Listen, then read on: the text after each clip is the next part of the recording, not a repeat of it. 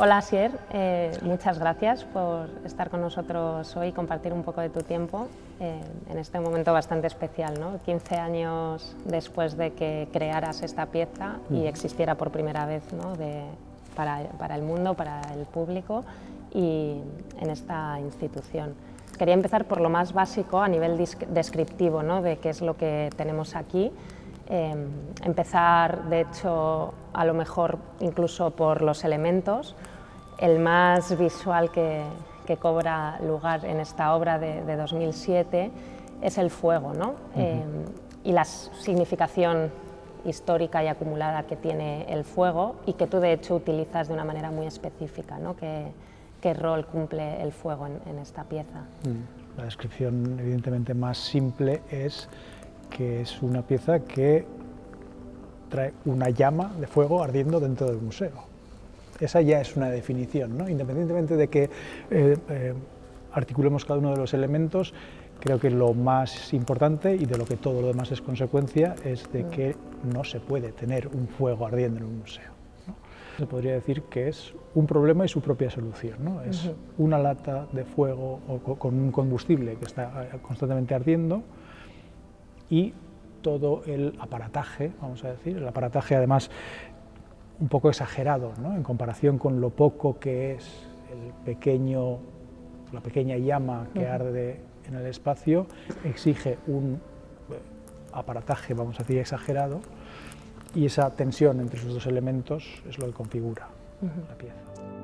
En esto de la llama también me parecía interesante otra capa un poco de significación que tú enunciabas leyendo un texto, como el fuego pues se utiliza también como ejercicios de conmemoración, ¿no? de la vida, pero también muchas veces de la vida que ha sido eliminada drásticamente, ¿no? Casi hay una asociación, y lo vemos en muchos referentes culturales de muchas culturas diferentes, como el fuego tiene una significación en la construcción pues, de héroes, en construcción de memoria, en construcción de celebración. Sí, bueno, la idea de la llama, ¿no? De la idea de la llama eterna, la llama que no se extingue, que en muchas culturas ha venido a representar precisamente la conmemoración de aquellas vidas que se extinguen muy pronto o aquellas vidas de héroes. Hay siempre como una idea de que el fuego eterno, la llama eterna, es una manera de honrar a quien se ha ido pronto o a quien, bueno, una idea sacrificial, vamos a decir, de la vida, ¿no? Conmemorar una idea sacrificial de la vida. En su formulación, digamos, más cercana a nosotros, a nuestra cultura occidental, es la idea del fuego eterno, de la llama eterna, que honra pues, al monumento al soldado desconocido, por ejemplo, ¿no? Que es una tipología muy usual, ¿no? También a través del título de la pieza, que es Nom de guerre, nom de guerre es el concepto que se utiliza curiosamente en inglés, porque es una mala traducción del francés. En francés no se utiliza, pero es una derivación del nom de plume, que es el seudónimo del escritor. En inglés se utiliza nom de guerre para hablar del seudónimo, del nombre de guerra, vamos a decir, ¿no? O del alias de guerra. El propio título también dirige la lectura hacia esa capa de significado, ¿no? Hacia el simbolismo que tiene en nuestra cultura, muy particularmente con respecto a la idea de el sacrificio del héroe, la conmemoración de ese sacrificio, etcétera, etcétera. Me interesaba justo en esta cuestión de la conmemoración, pues bueno, el potencial que tiene la escultura como ejercicio crítico, ¿no? De representación, que es algo de una manera en tu práctica bastante presente en contextos muy diferentes y contemporánea más o menos, ¿no? A esta obra de 2007 está la obra de Ocharcoaga, ¿no? Que también en un ejercicio de manera diferente en cómo juega el rol de la conmemoración y cómo construir monumento, en un contexto muy diferente, porque aquí estamos en la institución, ahí estamos refiriéndonos en un contexto que es un espacio público, pero me parecía interesante, ¿no? Escuchar cómo preocupaciones compartidas, ¿no? Del potencial de representación crítica que tiene la escultura y bueno, pues, preocupaciones sociales, políticas, cómo se ejecutan a través de la representación en estas dos piezas contemporáneas. Sí, la verdad es que no recordaba que eran exactamente contemporáneas esas dos piezas, y está muy bien que lo traigas porque hay un efecto casi como simétrico entre esas dos piezas ahora que lo mencionas.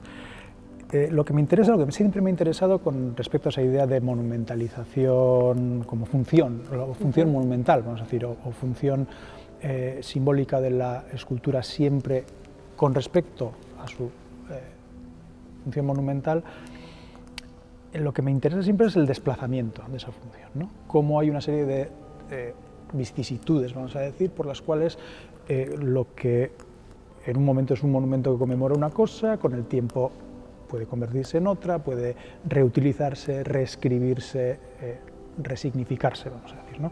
Entonces, cuando digo que es pertinente tu comparación porque son un poco simétricas, lo digo porque la escultura a la que te refieres, que es esa mención a una escultura pública en Ocharcoaga, en el barrio de Ocharcoaga, que es un barrio obrero con una tradición militante muy fuerte, conmemora en un momento a Marx y Lenin por medio de unos bustos, pero de una manera totalmente extraoficial, bueno, casi sin la sanción que los monumentos tienen, ¿no? De lo oficial, etcétera, etcétera, y sin embargo el monumento que ellos reutilizan es un monumento institucional, por cuanto viene de la embajada soviética en Madrid en aquel momento, ¿no? Que se deshace de una serie de bustos, y ellos resignifican ese busto pasándolo de una formulación no solo oficial, sino con toda la pompa de lo estatal, ¿no? de una embajada, nada menos, y se resignifica en un monumento casi, digamos, contraoficial, ¿no? Aquí casi podría ser, o se podría dirigir al efecto contrario, ¿no? Por el cual la llama, como hemos dicho antes, es un tropo, vamos a decir, ¿no? Simbólico muy utilizado también en situaciones sancionadas por lo público, monumentos, conmemoraciones oficiales, etcétera, etcétera, pero que en el momento que hice esta pieza tenía una historia muy particular en el contexto vasco, en el cargadísimo políticamente contexto vasco. La misma llama se estaba utilizando, por ejemplo, y esa era una de las alusiones directas de aquella pieza en aquel momento, como conmemoración por parte de la Ertzaintza, como conmemoración de los ertzainas asesinados por ETA durante toda su trayectoria. Pero a la vez había también, cuando un miembro de ETA fallecía, solían también aparecer una serie de monumentos apócrifos en esquinas de las calles que replicaban la misma idea de la llama, ¿no? En ese sentido, hablo de ese desplazamiento del mismo símbolo, el símbolo siendo el mismo, generaba esa distorsión, ¿no? Para mí en aquel momento, hace 15 años, revisitar este tropo, como he dicho, de la idea de la violencia política a través de ese símbolo tan ambivalente, me servía también señalar el hecho de que la historia del propio museo que me invitaba a participar había sido más o menos distante con ese problema sociopolítico, ¿no? Parte de la voluntad de inscribir en esta pieza, en aquella exposición, tenía que ver con señalar el hecho de que el museo había tenido, sobre todo en sus primeros años, cierta dificultad para encarar, también simbólicamente, porque también era una función que como museo creo que los museos tienen, y una manera de hacerlo era precisamente el señalar que el museo tenía que responder a la presencia de esa llama con todo este aparataje que digería o que pasaba a través de su infraestructura física incluso, la consecuencia de la llama ardiendo. Hay una metáfora ahí con respecto a tener que digerir y tener que responder a vamos a decir, un problema simbólico. Está también bastante presente, ¿no? en tu práctica esta cuestión como de desvelar lo invisible, que no significa que no performa, no juega un rol en todas esas construcciones sociopolíticas, pero a veces por ser invisible parece que no tenemos agencia para apuntarlo, hacerlo visible y modificarlo, ¿no? Fuerzas, aunque no quieras, a la institución a tener que hacerse cargo, de las condiciones que has generado. El precio de que veamos algo es que no veamos un montón de otras cosas, ¿no? Parte de la lógica de un museo es, de hecho, generar el efecto por el cual vemos las cosas sublimadas, porque hay un montón de cosas que no vemos. Algo que es muy recurrente en mi trabajo es hacer ver eso que no se ve, hacer ver todo eso que sostiene la posibilidad de que leamos un símbolo de una manera o de otra. Y muchas veces ese aparataje es un aparataje brutal. Y cuanto más grande el aparato, más tiende a ocultarse a sí mismo, ¿no? De alguna manera aquí es lo mismo, ¿no? Es toda la infraestructura que hay que movilizar para generar una metáfora tan modesta la que hace ver todo lo que en la lógica museística se oculta, pero en la lógica de la comunicación se oculta, ¿no? Siempre hay algo, el precio para ver algo siempre es no ver otra cosa. Otra cosa, sí. Cuando tú haces esta pieza, ya sabes que la pieza es comisionada, digamos, porque se sabe que va a entrar a la colección, ¿no? Ahí había ya una premisa en donde la pieza se comisionaba para una exposición en concreto, en 2007. ¿Cómo afectó o no afectó, ¿no?, esa consciencia de, una cosa es tener una práctica artística y generar unas piezas reactivas a un contexto concreto, y otra es como ya saber, ¿no?, que va a formar parte de una colección? Entonces es como dejar una semilla, o si quieres casi un caballo de Troya, ¿no?, dentro de la institución. Cuando yo respondo con esta propuesta, hay un momento en el que hay una tentación, porque es una pieza que es difícil de asumir también, ¿eh? Lleva mucho tiempo y muchas negociaciones y alguna discusión el asumir esta pieza y el decidir que se produce esta pieza. No fue tampoco un proceso fácil. Y en esta discusión siempre hay una tentación, que es la de entender esta pieza como su descripción, como su narración. La pieza como la traducción conceptual de la pieza. Siempre hay una tentación, incluso por mi parte, de decir la formulación de la pieza, la proposición, la propuesta de la pieza ya es la pieza. Alguien podría meter fuego en el museo, tendría que generarse un sistema de evacuación que sacara los humos del museo. Uno podría hacer una pieza conceptual. Unas instrucciones. Unas instrucciones por las cuales la descripción de lo que la pieza podría ser sería casi tanto como la pieza. Siempre estaba esa tentación, que podía solo ser la narrativa de la pieza. Pero eso no es así. Hay una diferencia, y eso es algo que hemos aprendido de la tradición conceptual, ¿no?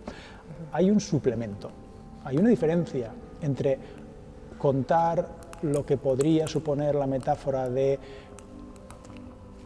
poner un fuego en el museo, etcétera, etcétera, a estar aquí sentados, ¿no?, y notar el calor del museo. Los afectos que genera el hecho de que esto exista en toda su complejidad material.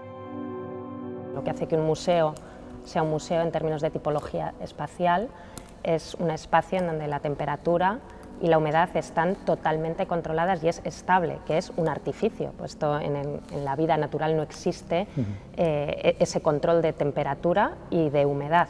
Entonces, introducir este dispositivo hace que de manera meta estás deshaciendo, en principio, lo que significa ser museo, ¿no?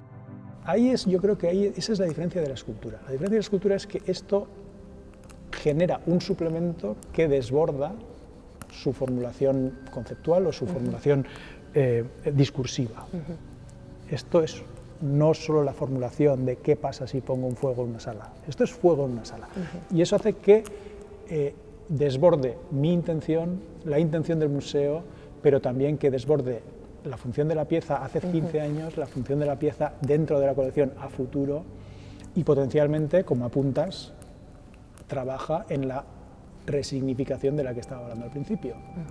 En el momento que la pieza entra a formar parte de la colección, todas las capas de significado que se vayan a ir sumando a través del tiempo, a través de la vecindad con otras piezas, a través de las diferentes relecturas o reinterpretaciones que cada propuesta comisarial puede hacer, pero también a través de las vicisitudes históricas de este museo, de su colección, de la geografía en la que está inscrito, harán que la pieza también varíe.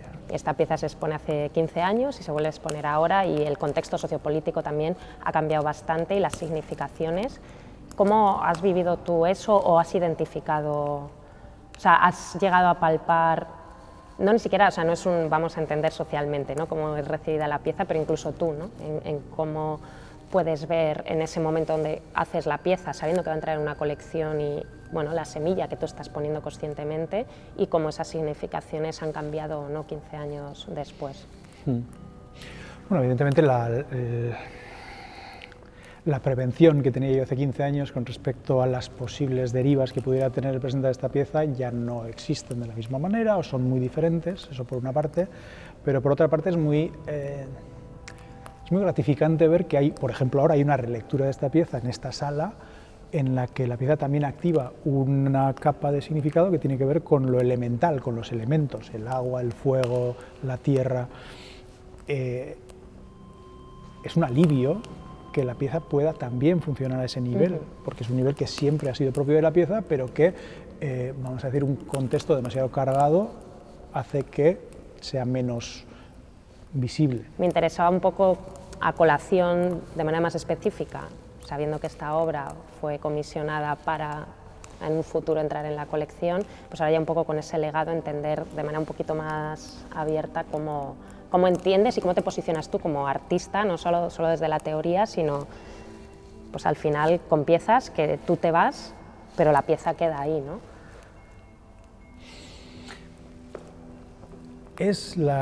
Como he dicho antes, es lo irreductible de lo material de la pieza, el hecho de que la pieza, además de lo que uno quiere que sea, además de lo que hemos convenido en un momento que era, sigue siendo mucho más que todo eso.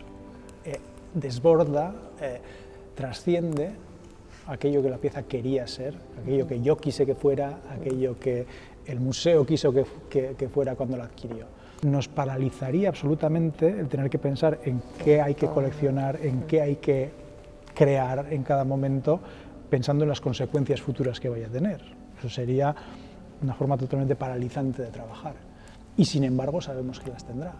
Sin embargo sabemos que lo que hacemos ahora dará una lectura de nuestro presente, en tanto que no sabemos muy bien cuál es la lectura de nuestro presente, en tanto que dirá más de lo que sabemos que dice. Por eso es tan importante ese momento en el que tuve la tentación hace 15 años de que esta pieza, en lugar de producirse con toda la complejidad de infraestructura, de presupuesto, de mantenimiento, etcétera, etcétera, pudiera existir simplemente como su formulación. Por eso es importante hacer esa comparación. ¿Qué hubiera sido de esta pieza si hubiera sido simplemente un protocolo conceptual, ¿no? O una narración? Que podía haberlo sido. La diferencia es crucial. La diferencia de que esto exista como un objeto obstinado hace toda la diferencia. Pues bueno, yo creo que nos hemos expandido ya bastante en las múltiples significaciones. No sé si hay algo que se te quede en el tintero que te apetezca. No, simplemente compartir. El gusto que me ha dado volverme a encontrar con esta pieza, porque tengo que confesar que es una pieza que yo creí que no iba a volver a ver instalada jamás. Entonces, que equivocarme en eso me da mucho placer. Sí, bueno, yo creo que además ha sido un momento bonito, ¿no? Porque también empezábamos al principio hablando del rol del fuego, del rol de la conmemoración que está bastante presente, ¿no?, en distintas de tus obras, y te decía antes, ¿no?, que tu pieza activa de manera meta constantemente tantas veces, ¿no?, al museo, y los momentos en los que ha existido ha tenido que ver también con momentos de conmemoración institucional, ¿no?, porque fue en 2007 el 10º aniversario y ha vuelto a salir a galerías la pieza en los 25 años. Muchas gracias, Asier, por tu tiempo y ha sido un placer pensar contigo a través de tu obra. También para mí, muchas gracias.